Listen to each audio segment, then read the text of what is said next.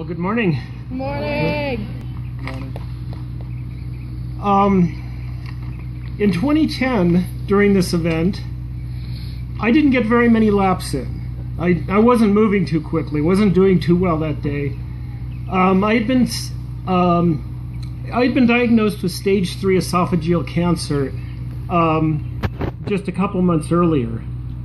And I was in the middle of chemotherapy, my first round of chemotherapy. And one of the symptoms was the soles of my feet and my hands were very sore and didn't allow me to really walk too well. But I was here doing that. But really, I don't want to be a Debbie Downer and dwell on the bad stuff here. What I'd rather talk about is 3 things that I think was the main reasons why I survived this. Why I could stand up here now and bore you making noise. The first thing, and probably one of the more important,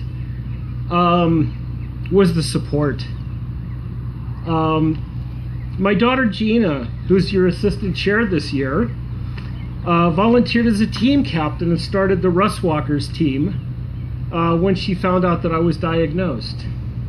And it was really a very appropriate reaction, got right to the root of the problem, and I'm really proud of her for that.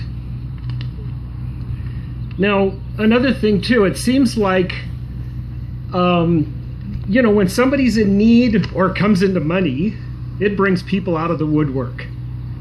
And if it's money, it's not attention I really want, but since it was a time of need, it was really nice to get that support system. And I was amazed at how many people are around me. You know, I actually have that much connection with that many people. Wow. I'm not religious, but I had, even from the religious community, I had a lot of support. I had a number of prayer groups that were formed to plead my case, and I even had a note placed in the Wailing Wall. So I guess God got quite an earful about this heathen. I was just a stammering idiot at work. My bosses and my coworkers gave me a mulligan so I could keep going in every day. And it was really important and something that really helped to be able to get that little feeling, that little bit of normalcy to keep my work routine going. And then there's always, then at the hospital, the nurses and hospital staff were just excellent. They didn't give me any slack, even though I looked like some kind of sci-fi android, tubes and wires coming out of me. But they got me out of bed and got me moving. And then there's my wife, Cindy, who was and is my rock. And one notable thing she did, while I was in the hospital, she brought in a Scrabble game. And I guess it was pretty unusual because it really got a lot of notice. There were a lot of people commenting about us sitting there playing Scrabble. And actually, despite going through the healing process and just the effect of the drugs, I actually did pretty well at Scrabble. So she claims she wasn't going easy on me, but you know, I can't be too sure. So, I mean, all of this support and more, like I say, very important part is the support. And I mean, that's very powerful in keeping me focused and getting through my cancer. Another real big point is just attitude. I can honestly say that to me, when I was going through it, failure was never an option. It was a little tough after 3 weeks in the hospital, and because of some complications, I wasn't able to eat, and you know, going through some pain from the surgery. But the pain meds helped. I entered the hospital weighing 210 pounds, 4 weeks later, I left the hospital weighing 170. Eat your heart up, Jenny Craig. But from the beginning, I didn't wait when I started feeling symptoms. I went right to the doctor to find out what was going on. And in this case, an early diagnosis was really a key thing. In esophageal cancer, the symptoms are very mild or none at all. So it was a very good thing that I went in when I did. After that, I was always focused on the end of the treatments. It was just get this thing out of me and let me get on with my life. I never did ask when the next step could happen.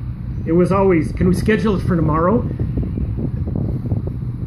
And occasionally a little ignorance goes a long way.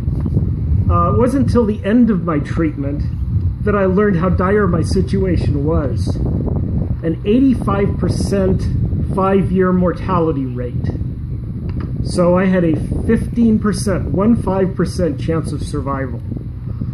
So it was a bit of a stretch when I was promising Gina that it wasn't a big deal and I was going to be around for a long time. But it turns out I was right, though. So I guess sometimes a serious case of denial can be a good thing.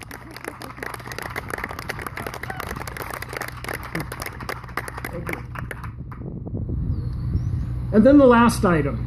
The last item is science. And that's what we're here for today.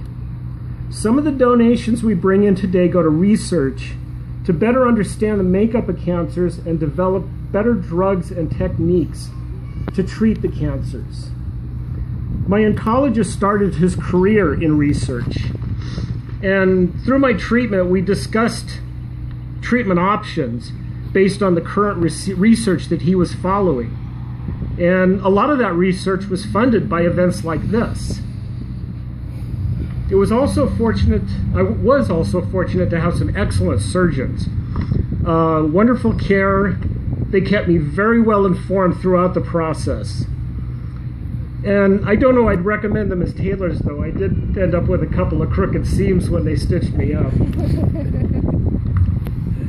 I beat the odds, but they're accurate nonetheless. And that means along with my survival, there were almost 7 people with my diagnosis that died. And that's too many.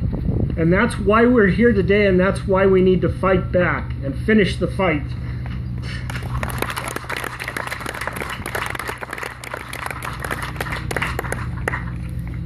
And since I'm up here, I'm going to put in a shameless plug. I'm on the committee for silent auction. And bids will be taken in, I guess, the tent over here from 1 to 5. So please go by and see what we have and make a bid. But when you're bidding, remember that we're not here to get a deal. We're here to get more money into care and research. So be generous on your bids. So I want to thank you all for your efforts here, for your efforts and your donations, and have fun at Relay today.